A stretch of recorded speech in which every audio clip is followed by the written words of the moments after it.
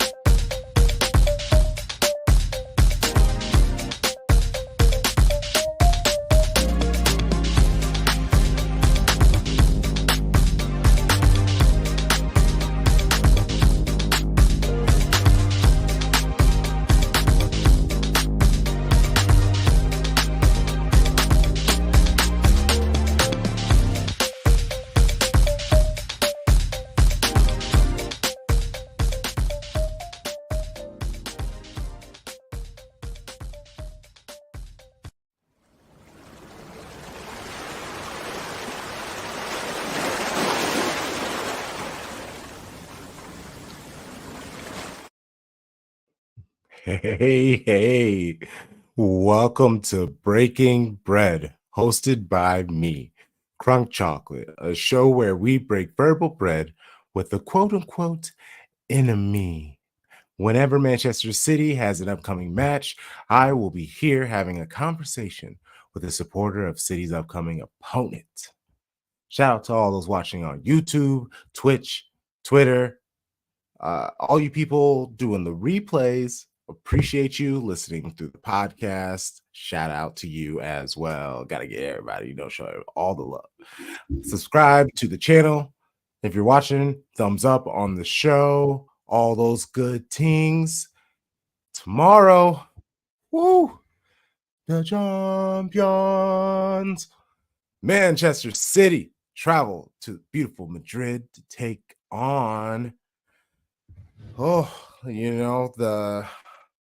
the Champion League juggernauts, call it what they are, Real Madrid, who are reportedly trying to manufacture noise at the Bernabeu in order to shake little city. Like, what's going on with that? I wonder if our guest has more optimism about Real's chances than whoever made that stadium request. Shady Gang, show some love tonight. Yeah. How's it going? How are you? Hi. Great, brother. Thank you for having me on. It's always an honor to come and talk and preview such an important game. The stadium thing. I honestly I didn't expect it. I didn't expect them to go through with it, but to me it's just funny. It's funny that it actually was a thing that they managed to do. I honestly didn't know that this stadium could close. So I mean that's cool.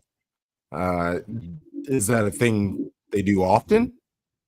Yeah. So ever since the stadium had that ability, we've played, I believe, about 5 games already with I guess the canopy, the roof closed up. And honestly, I don't think it really matters.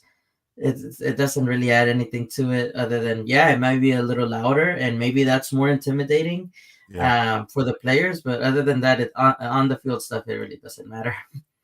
I feel like obviously it does. If that's a request they're making, that was the reports from Real Madrid last year when they came to the Etihad, was the noise and the intensity of the crowd. I feel like maybe, hey, why not go for it? It's just Yeah. mad it's happening. And it's Yeah, I mean, happening. it's there. It's there for the taking. I mean, if it even gives you the slightest, uh, what's it called? If it gives you the slightest opportunity to win, then why not take it? But it has been, even in Spain, a thing um where they haven't, the away fans, they haven't been very happy with Real Madrid having the ability to close and open its own roof. It is what it is. Not many teams are gonna have that. Unfortunately, we have it, and if you have it, why not use it? Exactly. Let's get to it. The first thing on the docket is transfers because that's the easiest way to get to Jude. But also, I mean, you brought in a few people, Kappa. But Yeah, Arda Guller, yeah, I mean, he's a baller, a young baller, like lots of yeah. promise. And but let's get to this Jude guy. He's pretty good at football, right? I've heard that. Yeah. Who would have thought, right? Yeah, English lad. Yeah, Jude has been honestly, even for me, beating expectations. I think I expected him to be a great midfielder. I did not.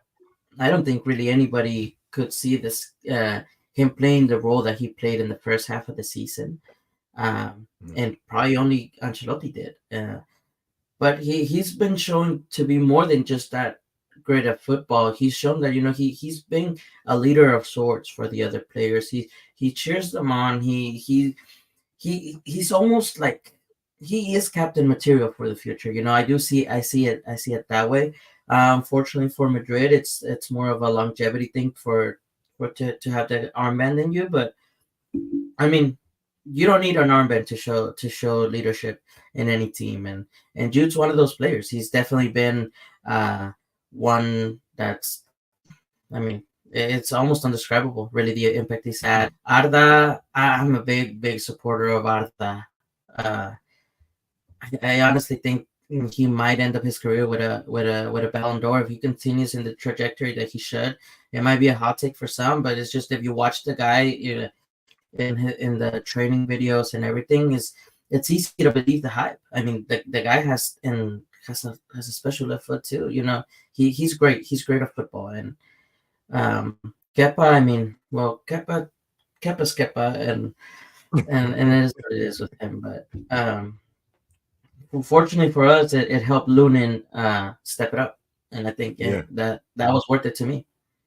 Uh, I actually have been jokingly serious saying that Jude is going to win the Ballon d'Or. Last year it was Messi. This year it's going to be Yeah, Jude. Uh, Haaland can do whatever he wants, and especially now that he's at City, I mean, same thing. You get bonus points for Real Madrid. I mean, come on now, it's Real yeah, Madrid.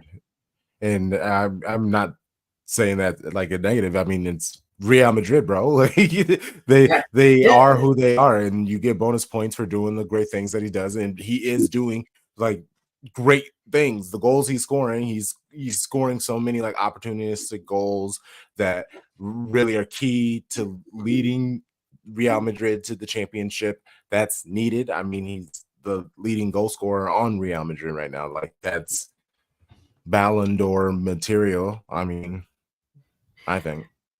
yeah. No, that for sure. I think really this year with the Ballon d'Or is gonna be one of the weirdest like Yeah. seasons we've ever had. I mean, you have players in the mix like Jude, who stat wise, of course, they're there, but maybe he's gone down into a deeper role the second half of the season, so he hasn't had that impact. He's also been suspended for quite a bit of games, and then, of course, he had a little injury as well. But I mean, we also have players like Vinicius. Vinicius Mhm. missed about 3 months of the season, and he's also going for it. I think he deserves a shout at that as well. I think Haaland is one of those things where I think Guardiola's kind of like looking for other ways to score goals than just giving it to Haaland. And I mean, it is working. It has taken its time. But it's also true that Haaland right now is not in his best moment. Yeah, So I'm not gonna disagree with you at all. Get to some of these comments. Hello, friend. A la Madrid. Real Uh, Madrid. oh my goodness. Uh, they're going to be the guests for the second leg. And I enjoy their particular brand of spicy. So pending how we do well. I mean, I planned them as a guest with the idea that City are going to handle things. We're coming to Real and we're going to beat you guys down. So I'm just going to get that out the way. It's like this is the mindset you honestly have to have when you Of course. go to play Real Madrid. And Pep honestly boosted me up today Rodri boosted me up. They were talking their stuff. Uh, Pep said we can't go there and be like chill and tentative and play back and hope for a draw. We have to go and punish them. And that was his words. He said, punish them. And I was like, let's go, Pep. Come on, baby. Oh, You know, um, you expect that from your manager, right? You want your manager to be confident going into these things and such big games. Unfortunately for Pep, it hasn't. It's worked sometimes, and he also sometimes he's had to eat his words, specifically against Madrid. However, I don't know about you. I truthfully expect uh, a very tight game. Even if Pep and Carlo go at it like to win big, I don't see the teams like really one taking the a big advantage over the other. At least not tomorrow. I, I for some reason feel like uh I need to listen to the second half of Pep's interview because it's in Spanish and some of it's translated, some of it's not. And but there was one part asked about Carlo, and he called Pep a good coach, but not a good manager or something like that. And it's getting a little spicy. So I think this game might be more intense than people think. Yeah, yeah, for sure. In that sense, for sure. I mean, I can tell you that throughout the season, I've seen Ancelotti get a little bit more riled up in each press conference, throwing subtle jabs Mm, at whether it's the other team or his own players to get a reaction out of them. Uh, I can definitely see Carlo throwing, a little jab at Guardiola specifically because they've had the exactly. short history. Yeah, I Exactly. mean, and Carlo's not.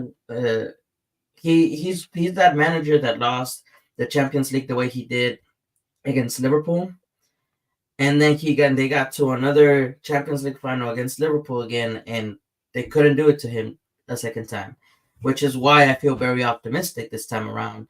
Um, but man, it is a wait and see game. Uh, but I'm very excited about it. Like it almost feels like a bit way different game than last year. Oh, 1,000%. So much has changed, and the only thing I am taking from it is the fact that it is Manchester City versus Real Madrid, and we have Pep. Uh, but players changed. There's a lot going on, Yeah, and all I can take is what they have been doing recently. The City have been playing very well. I don't like that the second goal that they gave up, but it was subs. Rodri was off. It is what it is. But I'm dangerously optimistic about this match. I don't know. Uh Scarface, the homie, tapping in for the big one. Ethan, sorry for butchering your name like that. My bad. Vamos, citizens, let's go. Uh, we'll keep it moving to the manager, the mob boss. He just looks like a mob boss to me. He just like the way that he just sits there and doesn't react to anything. Um, he's a brilliant dude, and he's won, and he's at Real for a reason. What is your opinion on the manager? Contrary to a lot of Real Madrid fans, I love Carlo, and I don't love Carlo just because of the trophies that he's won, but because the type of manager that he is.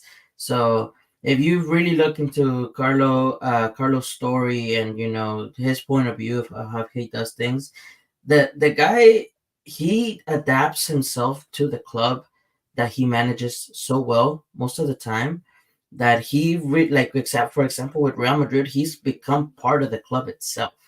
uh in terms how he builds relationship with the players, with every part of the staff, with the president, and he understands what his role is way more than just the tactics and putting players on the field. So I personally, I love Carlo. I understand perfectly why Florentino Perez wants a manager like him. Uh, and I mean, I honestly have nothing but good words to say about Carlo. Even though I will, of course, recognize that he's had his very amateurish mistakes, specifically last season in big games, and it's kind of scary sometimes going into these big games. But for some reason, this time around, I'm not as scared because I do feel like he has in him a taste for, I don't want to say revenge, but he feels like he has another shot to not let what happened happen again. Mm. I know that we all know we all left the Etihad and super embarrassed last season, and I know that he looked at back at that, and he's not gonna let it happen again. That's the hope, right? And if I was not the opponent, I would hope the best for you. It's unfortunate, You always want someone to get over that hump, but if you're Yeah. that obstacle, then it's just like, what do I do here? But this is a fun conversation, getting to know the opponent, Real Madrid, because they're so hyped, and we'll get to their season a little bit later. Let's talk about the roster as a whole. Who on the club? I'm sure it's Bellingham, but we talked about him, so let's knock him out. Who else on the club would you say have been your standouts? Who have been the star players? Two names that I don't know if people really bring them up as much, but definitely Federico Valverde. Let's go. He's a superstar for us, and I don't people understand how important he really is to this I love game. that guy. Fede Valverde for sure, and of course, I don't think the season goes as well with Toni Kroos having Mm. the level that he's been at. It's been outstanding. He's playing like he's in his 20s again. It's incredible. But really, I have to stand out the team as a whole because I mean, look, it seems like it happened forever ago.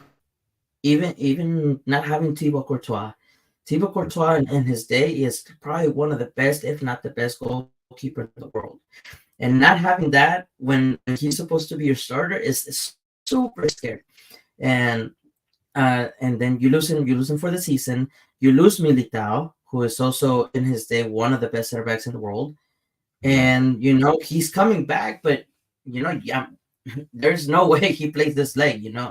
I wouldn't, even though he played a couple minutes in the last match. Like there's just no way that I would put him on the field. Uh, but Chouameni has been amazing this season as well as he had last season, at least the first half of it. And then of course you have Camavinga, which is Mm. one of my favorite players. Uh, and yeah, I mean the whole squad in itself. Carvajal's having a resurgence of his career, surprisingly. And the only probably like the weakest spot we have would be our left back situation because we are two uh, left backs have very different profiles, and one's more defensive, one's more attacking. The other one, and they're just one of them's just not experienced enough to take on a team like City, so you're kind of stuck with what you get, right? But the squad as a whole is it's very it's it's very solid. I want to say I don't want to overhype the team, but it's definitely very very solid What is this? Why are you being humble? It's Real Madrid. What are we doing? I mean, I like because it. that's what it It's a is. different vibe, but it's just like, come on, now you're Real Madrid. Why? I don't want to humble. I don't want to be like too much about a squad, but our squad's pretty great. I mean, like and also the truth to it is, I didn't even bring up our forwards, which I really only have to bring up There we Vinny. go. There we go. Yeah, no, I mean, if we're gonna go there, like our forward line is probably it's not even our weakest link, I would say, because even though we only have one nine, which is Joselu, who is not going to start. Rodrigo has been very spotty this season, but Rodrigo, an inspired Rodrigo, is one of the best swingers in the world. Uh, and that's, I mean, hot take or not, I think that's who it is. I think he has the numbers, he has the football to prove it. And then of course we have Brahim also, who, I mean, he was in the Manchester City Academy, if I'm He not wrong. was. You know, Yes, he was. and for what he did decent at AC Milan. He's Yeah. doing amazing here, coming on as a sub for us.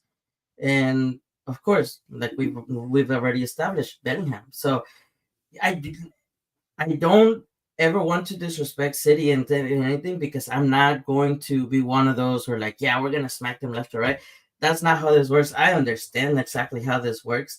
We got smacked last season, and we had to do a miracle comeback to beat them the season prior to that. So if anything, I don't know if I'm being humble, but I definitely have a lot of respect for the football that Pep Guardiola brings to the table, and I will never, never, ever disrespect that. Yeah, yeah.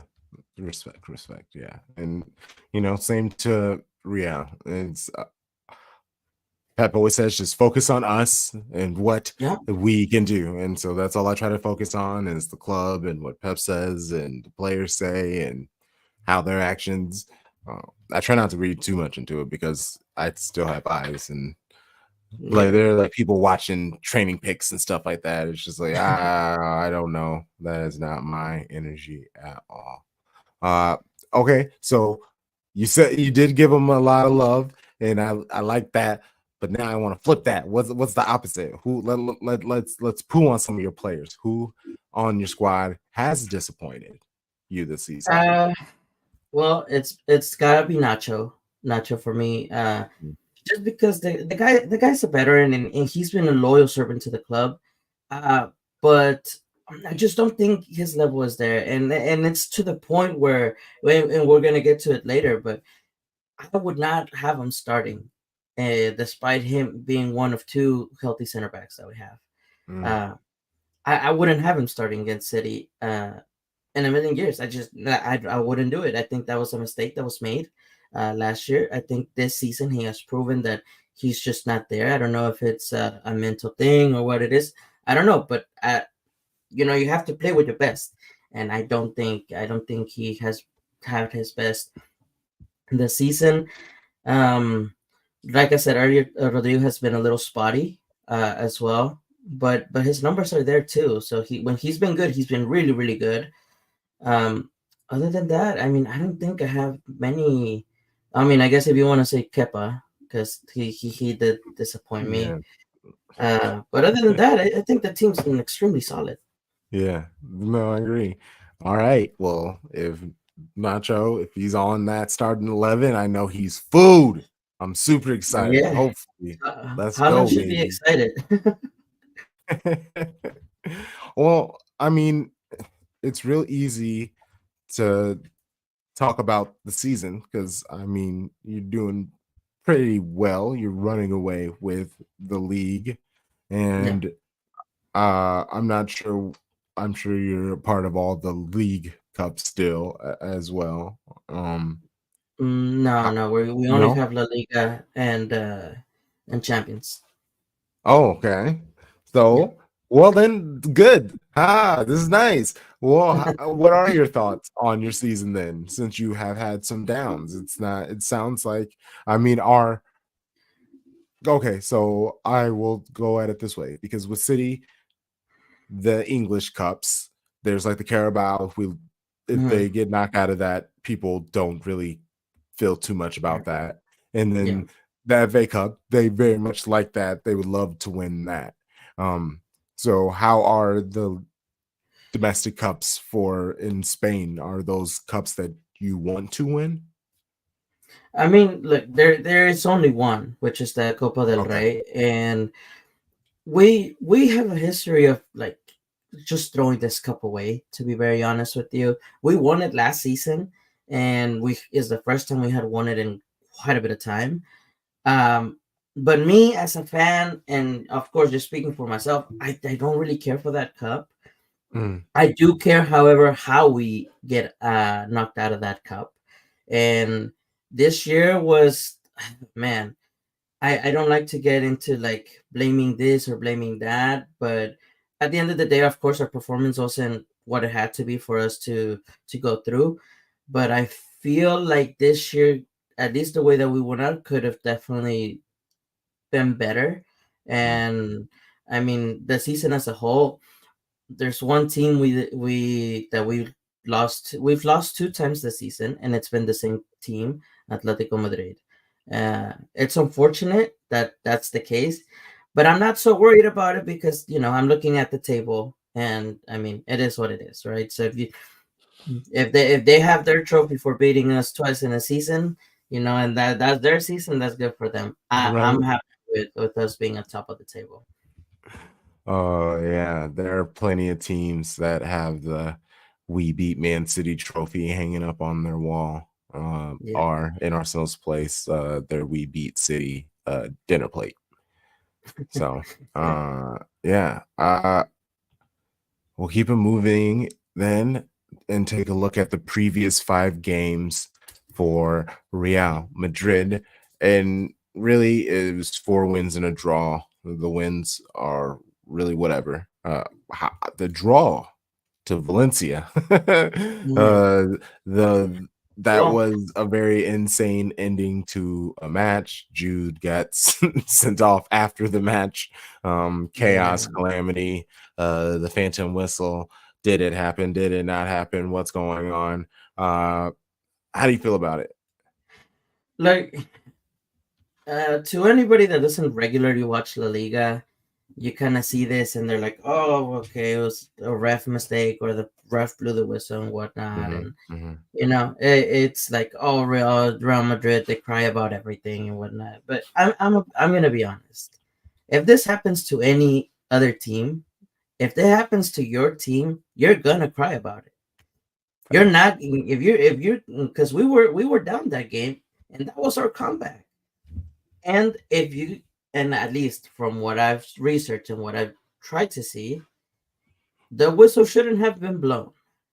Not there, right? You can do it before or you can do it after. But if you during the do it at right at the moment that the player's making contact and a clear opportunity to goal, that to me is at the very least very sketchy. And I mean, it is what it is. Fortunately, we didn't. I'm not gonna say we didn't need the points because it's obviously the season's not over. Anything could happen.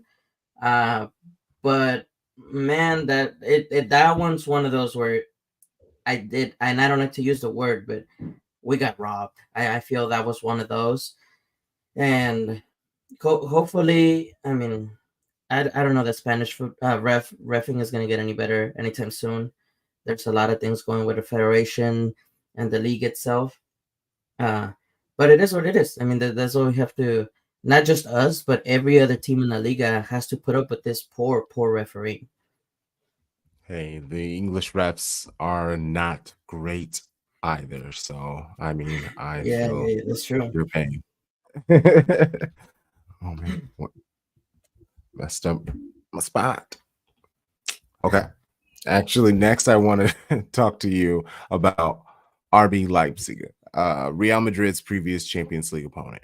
Yes, Real Madrid, it was a 2-1 aggregate. That's not great, right? So City, we No. played them twice in the group stage and put 3 on them each match. So I'm I'm reaching, I agree, but I would like to think Real would handle them better if we beat them handedly. Uh, what happened in those 2 games? Like, were they poor? Did Leipzig step up? Um, does that make you like apprehensive to play us, knowing that score wise you kind of just squeaked past Leipzig? Right. Yeah, no, look, I'm going to agree with you here. It is definitely one of those things where you're like, okay, well, you kind of got one of the easier draws you could have gotten. Why didn't you smack them? And the reality of things here, at least in my point of view, is that look, at Real Madrid, there's only one thing that's important, right? And that's winning. And so if you have to scrape by to go to the next round, you scrape by to go to the next round. and Mm. and that's what it is, because the next run's a new opportunity, right? I don't tend to look at past games like this and make a judgment off of the next one, because Real Madrid's unpredictable like that. I mean, one of the things that Carlo has specialized in since he's come back to Madrid for his second stunt is Madrid doesn't necessarily have one single style of play, and because of that, he's been able to attack teams left and right in very different approaches, and has been successful at it. However, Carlo also doesn't do very well against German opposition of any kind. Very, very physical. The gem pressing, it just doesn't suit well with the against any type of style that Carlo coaches. But that being said, the important part for us was to get through. Vini did his thing. Bellingham did his thing in those games as well. Um, and I mean, at the end of the day, I would hope that Madrid was able to screw up by a little better, but we're on to City, and trust me, at least I didn't want to get City right away, but I'm also one of those people that has the mentality of like, we wanted to win the Champions League again. At some point in time, we're gonna have to face the best, and if we have to face the best now, so be it. And that is my mentality as well. We're gonna have to face you eventually. Chances are. Yep. I mean, it's more pressure now. We're gonna have to either face Bayern or Arsenal. That's intense.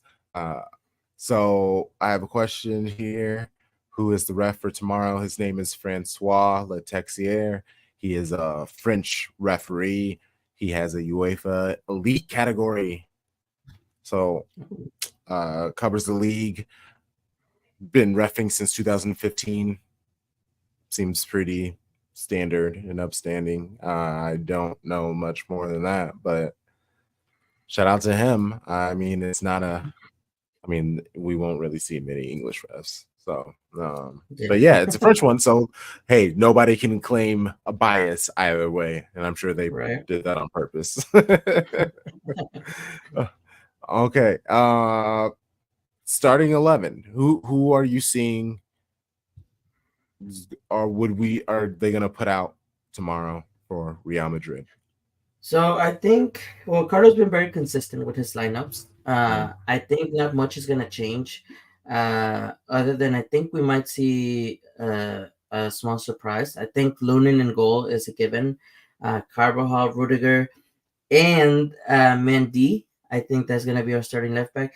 I do, however, see Chouameni starting in that second center back spot. I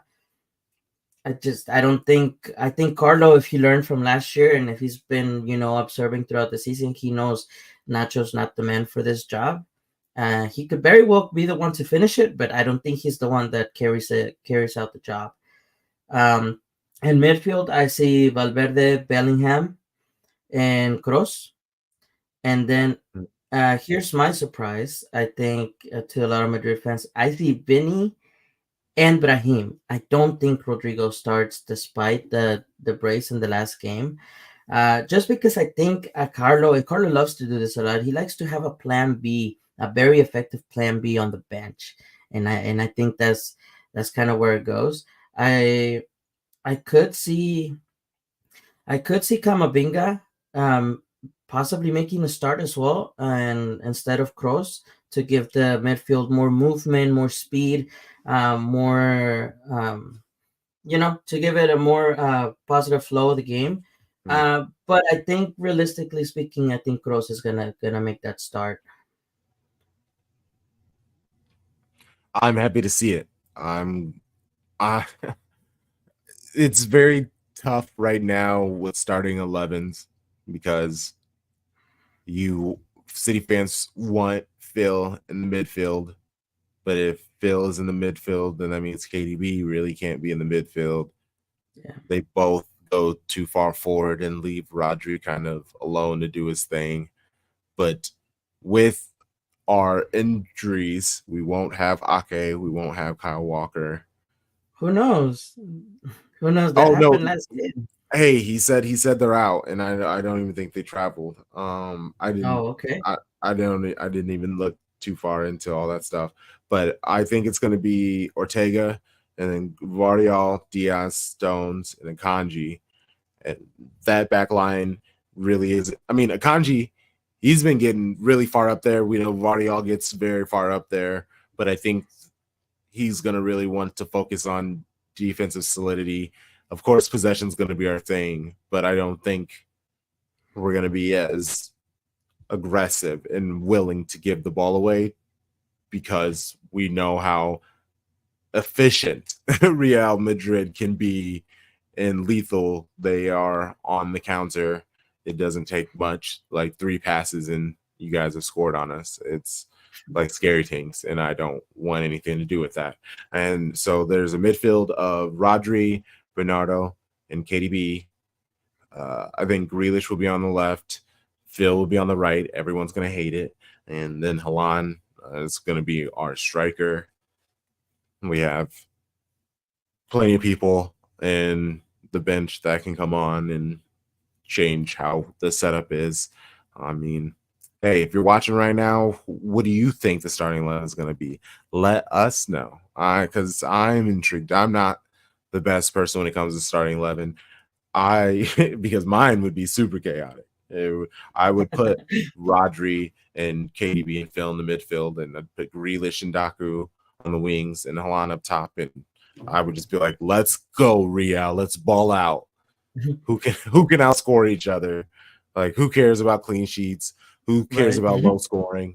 Let's see who has the biggest, the most passion in their stomach.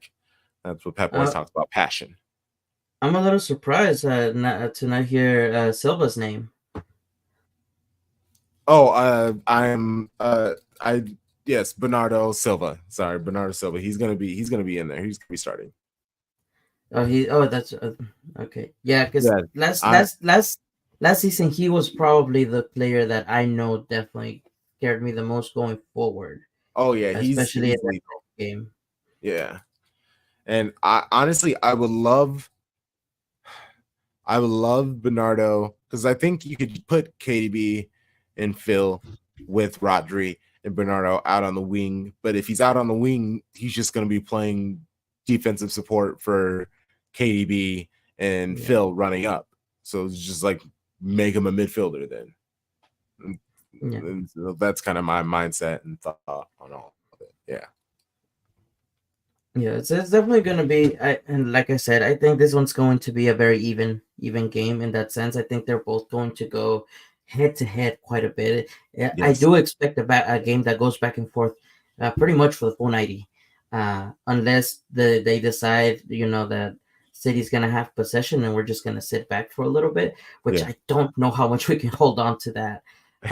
And but I also wouldn't be surprised if that was the case, because Carlo is also one of those managers that sometimes invites the pressure, and it's not so much sitting back, but let's see what they can do with the ball, and then we show them what we can do, Yeah. and that's kind of what happens with the comebacks, Yeah.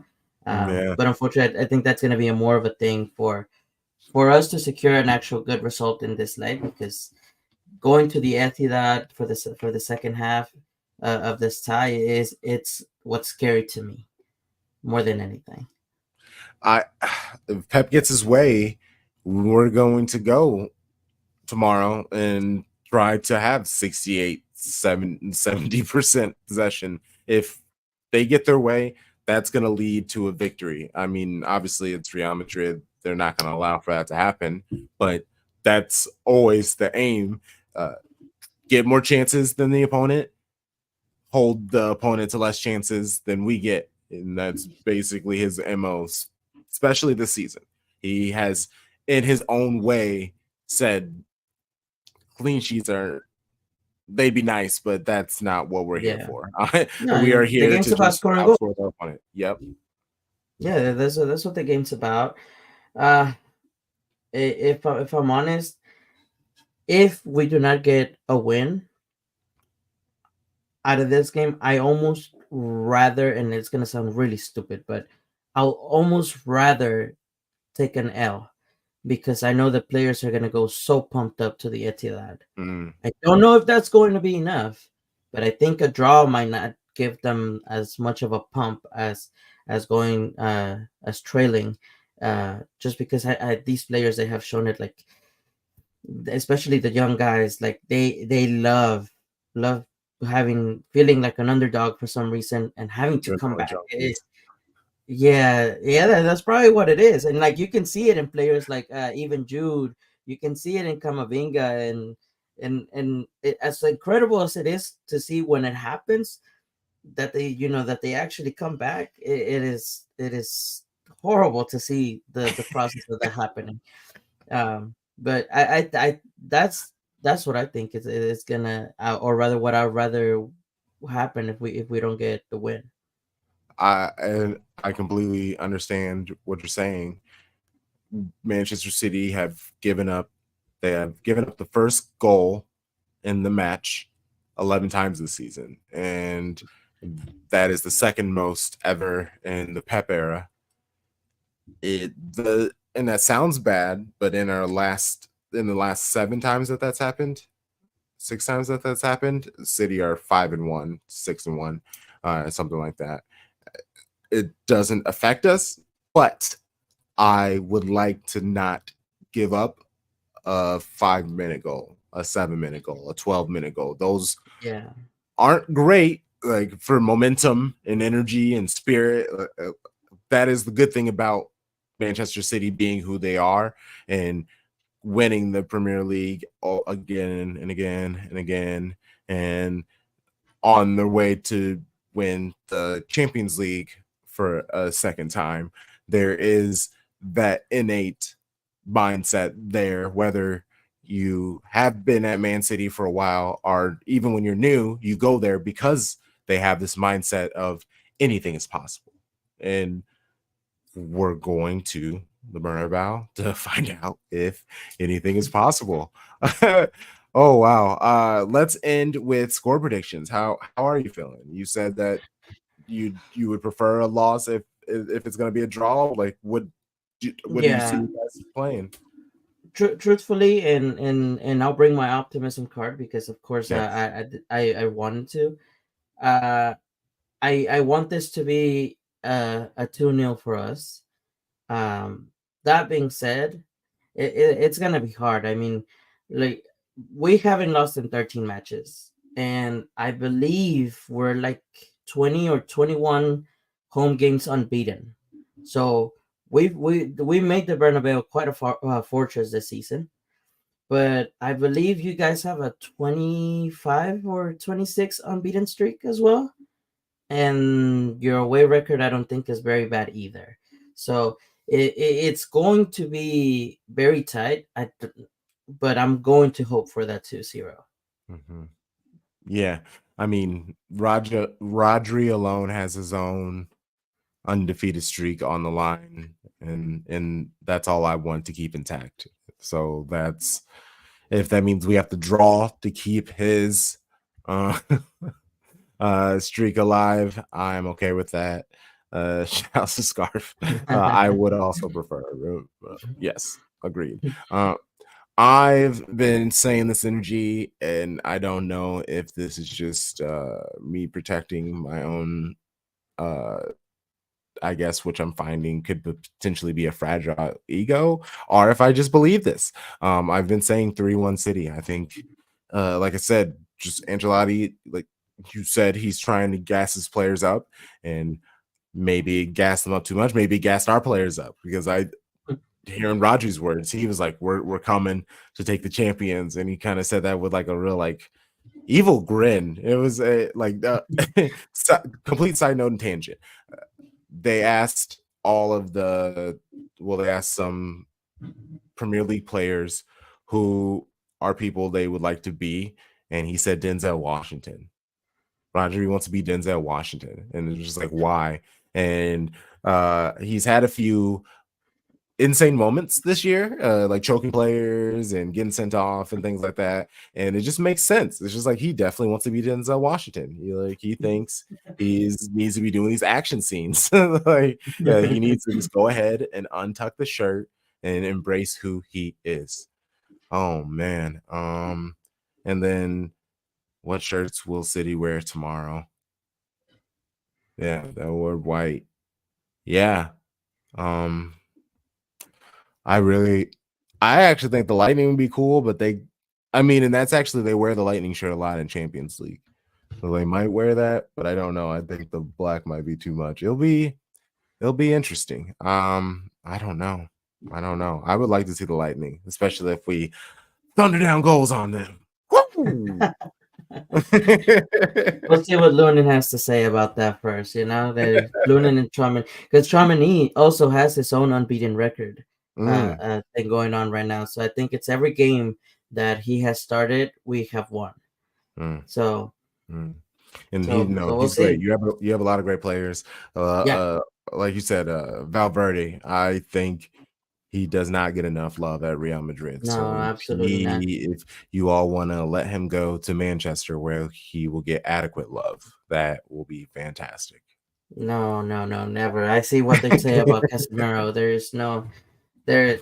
Oh, that's them. Don't compare us to them. Don't. That's them. Oh no. I see what I see sometimes what our Real Madrid players get how they get spoken about in England, and I'm just like, yeah, it's not great. Man, yeah, I'm just like, man. But like the one thing that I do want to highlight and about Real Madrid is one thing that goes so unspoken, and it's the versatility that this team has. And it's not easy to find so many players that are very good at different positions. And Real Madrid has a lot of that in pretty much every single midfielder that they have. And that's incredible to find. It's incredible that we even have that all in the same squad. So again, just hoping for the best in that, and hopefully we can exploit that tomorrow, and we'll see what happens. All right. Well, I appreciate you, Nev. Shady Gang, one more time. Please give it up for Nev. Yeah. I would love for you to plug yourself, let people know where they can find you on social media, support things that you're into. Yeah, so you guys can just follow me on Twitter or Instagram at Neftali723. Hopefully, you'll see a story of mine tomorrow celebrating a win. I do actually have a Champions League trophy replica. Nice. I wish I could show it to you right now, but it's on the other side of the room. But it is a full size replica, and hopefully you'll see a story of me holding that tomorrow. Hopefully it's you crying into it. Either way, I'll still have the cup, Yes. Touche. Shady Gang, I will see you Wednesday. We will be doing a match preview show for our game against Luton Town on the weekend. The Town, a Luton Town podcast. I'm sure I butchered their name. It is a very English name, so it kind of like breaks my brain. I'm just like but also we're called Shades of Blue, so like who am I to be like podcast names? Like it is what it is. That's what I love. It's art, baby. But I will be having them on to be discussing that game on the weekend. Thursday night, we have our lit stream. Plenty of shows left for you. We will be seeing you soon. Have a good one. You're delightful. Come on, City. You know the vibes. Shady Gang. Shady Gang. Shady Gang.